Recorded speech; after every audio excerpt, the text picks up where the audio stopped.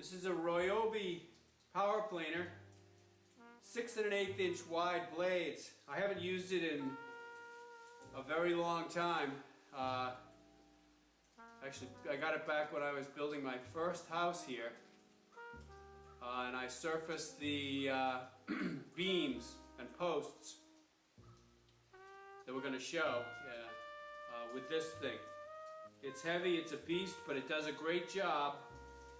And I've taken all of the saw marks, heavy saw marks, chainsaw marks, out of the top of this and smoothed it down pretty well. The next step will be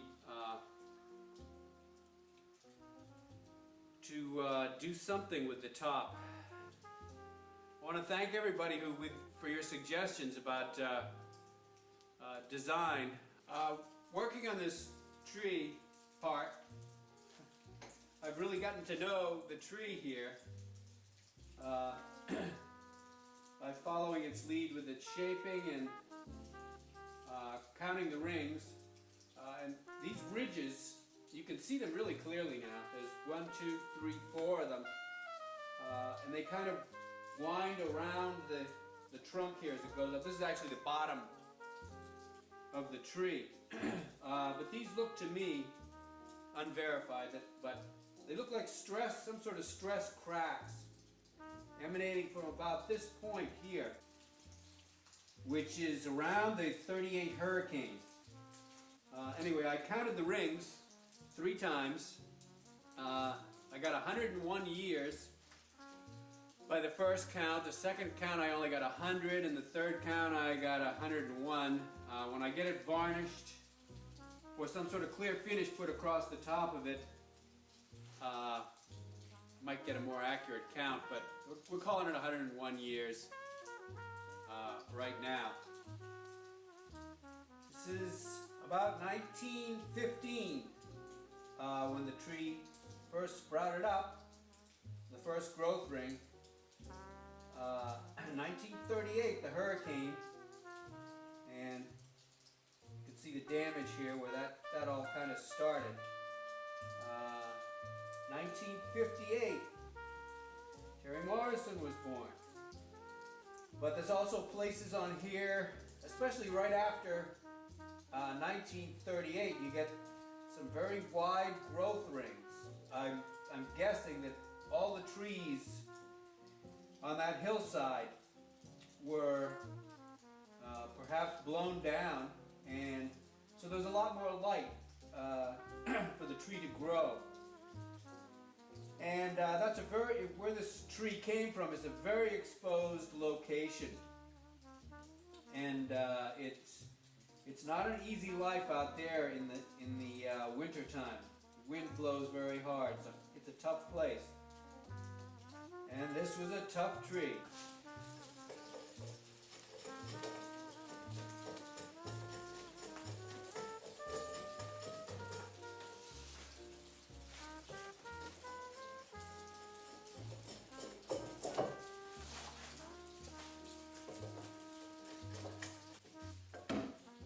We've gone about as far as we can go with great-granddaddy's slick here. I'll show you what I'm talking about. This is that naturally rounded ridge that each of the 4 legs have, and I've decided to continue with that rounding here. And as part of that, there's going to be a little arch here that rounds into the legs. So there's a lot of material here that needs to be removed, and the slick is not going to do it. Here's another shot of the bottom of the table, and you can see this center area here that I need to carve out. And I really can't get to it with the tools that I have, but you can see I'm pretty much finished with the work of the slick that is rounding these off. I may do a bit more. I picked up some attachments for tools that I already own. This is an attachment for my Sawzall. It's like like a small chisel.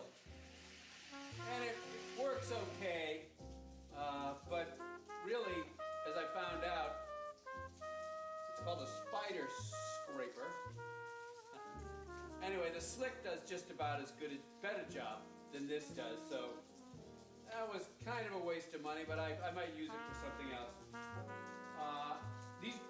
Both of these attachments were for tools that I already have, and I got them locally. So the second one was this attachment. It's a little saw, it's a tiny saw blade for my grinder, and I thought I could sort of scrape down the inside here, but it's really slow going. So what I've come up with on the internet, I looked into power carving tools, and I've found some wheels and discs that can take a lot of material off very quickly. And in the next installment, when I get those tools, I'm gonna find out how well they work. I really discovered I'm out of my depth here with this. I'm used to everything being square, level, degrees of arc, parabolas, you know, very concrete, basic geometry that I see in the carpentry that I do. But I'm out of my depth here, so I've been on the internet, and we've got some new things coming, and we're going to explore how it all works. Stay tuned.